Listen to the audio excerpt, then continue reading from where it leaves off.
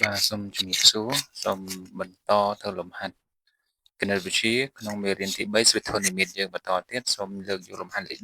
10ដែលលំហាត់លេខ10របស់យើងគឺមាន3លំហាត់នៅក្នុងនេះគេថាគេឲ្យសវិធនិមិត្តដែលមានតួទី3ស្មើ18តួទី7ស្មើនឹង1458ហើយសំណួរទី1របស់យើងគឺរករេសុងហើយនឹងតួទី10ហើយលំហាត់ខគេប្រាប់តួទី3ប្រាប់តួទី6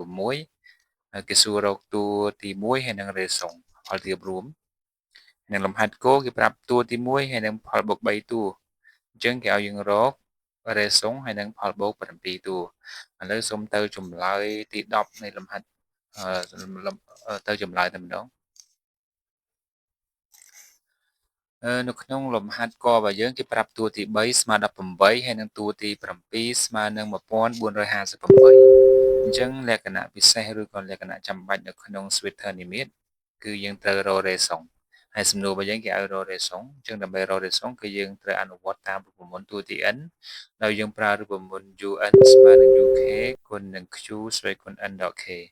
គុណនឹង q ស្វេគុណ n ដក k នៅក្នុងនេះយើងមានតួទី3និងតួទី8ជាទូទៅយើងយក n ធំជាង k បើយើងយក n ធំជាង k យើងយក un ស្មើ7ហើយនឹង uk ស្មើនឹង3 un ស្មើនឹង u7 1458និង uk ស្មើនឹង u3 ស្មើ18យើងជំនួសចូលរូបមន្តរបស់យើង un យើងដាក់ u7 ហើយនឹង uk យើងជំនួសដល់ u3 អញ្ចឹងយើងបាន u7 ស្មើនឹង u3 គុណនឹង q ស្វ័យគុណ7ដក3 n ដក k n យើង7 k យើង3ហើយយើងជំនួស u7 ដោយ1458ហើយនឹង u3 ដែល18ចឹងយើងបាន1458ស្មើ18គុណនឹង q ស្វ័យគុណ4បន្ទាប់មកយើងចង់ទាញរក q ស្វ័យគុណ4យើងអាចស្រួលមេគុណទាញរក q ដោយសារ q ជាប់ស្វ័យគុណ4អញ្ចឹងយើងទាញរក q យើងបំពាក់ឫសទី4នៃ81ហើយ q ជាស្វ័យគុណវិជ្ជមានសំទោស q របស់យើងមានស្វ័យគុណ4អញ្ចឹងយើងទាញរក q យើងបំពាក់ឫស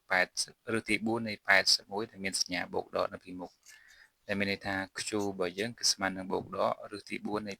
81ដែលឫសទី4នៃ81ស្មើនឹង3ស្វ័យគុណ4អញ្ចឹងឫសទី4នៃ3ស្វ័យគុណ4ស្មើនឹង3សញ្ញាបូកដកណាអញ្ចឹង q យើងមានចម្លើយ2អញ្ចឹងនៅពេលដែល q មានចម្លើយ2តួទី10ដែលយើងត្រូវរើក៏មានចម្លើយ2ទៅតាម q ដូចគ្នាអញ្ចឹងការរកតួទី10គឺយើងអនុវត្តតាមរមន្តតួទី n គឺ un ស្មើនឹង uk គុណនឹង q ស្វ័យគុណ n ដក1នៅក្នុងនេះយើងអាចយក un គឺស្មើនឹង u10 ហើយ uk យើងអាចយកចំនួន u7 ឬក៏ u3 ចឹងក្នុងលំហាត់នេះលោកគ្រូសូមរើសយកលំហាត់សូមរើសយក q3 ដោយសារវាមានតម្លៃតូចយើងស្រួលក្នុងការគណនាហើយ q របស់យើងមានចម្លើយ2បូកដក3បន្ទាប់មកយើងអនុវត្តចូលរូបមន្តរបស់យើងគឺ un គឺ u10 ហើយ uk របស់យើងគឺ u3 ហើយ q យើងបូកដក3 n ដក k គឺ10ដក3បន្ទាប់មកយើងអាចជំនួសតម្លៃ u3 ដោយលេខ18ហើយនឹង q របស់យើងគឺបូកដក3 10 10ដក3ស្មើនឹង7អញ្ចឹងបើស្វ័យគុណសេះបែបនេះអញ្ចឹងបូកដក3របស់យើងគឺមានចម្លើយ2ណាគឺ18គុណនឹងដក3ស្វ័យគុណ7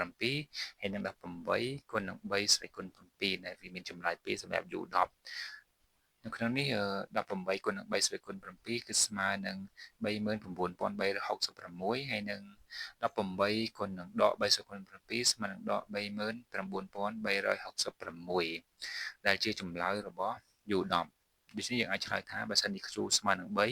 u10 របស់យើងគឺមានតម្លៃ39366ហើយក្នុងករណី q ស្មើនឹងដក3 u10 របស់យើងមានតម្លៃស្មើនឹងដក39366អ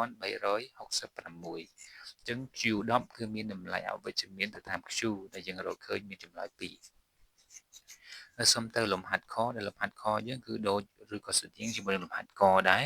ព្រោះសមត្ថកម្មរបស់យើងគេប្រាប់2តួគឺតួទី3និងតួទី6ហើយសំណួរគេឲ្យរករេសុងដែលយើងតាមនៅ Q ហើយនិងតួទី1ដែលយើងតាមនៅ U1 ចឹងដើម្បីរក Q យើងអនុវត្តតាមរូបមន្តផលសំទោសតួទី n នៃស្វេធនិមិត្ត un ស្មើនឹង u1 គុណនឹង q ស្វេគុណ n ដក1យើងក្នុងនេះយើងយក un គឺស្មើនឹង u6 ហើយ uk របស់យើងគឺស្មើនឹង u3 ដែលមានតម្លៃស្មើនឹង20ជាងយើងជំនួសមក un ស្មើនឹង u6 uk វិញគឺ u3 ហើយនឹង q របស់យើងដែលយើងរកឃើញគឺ Q របស់យើង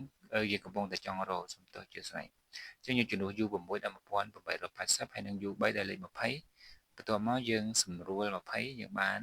64 1280ចែក20បាន64ស្មើនឹង Q ស្រីគុណ3ទីរក Q យើងបំពាក់រឹសទី3នៃ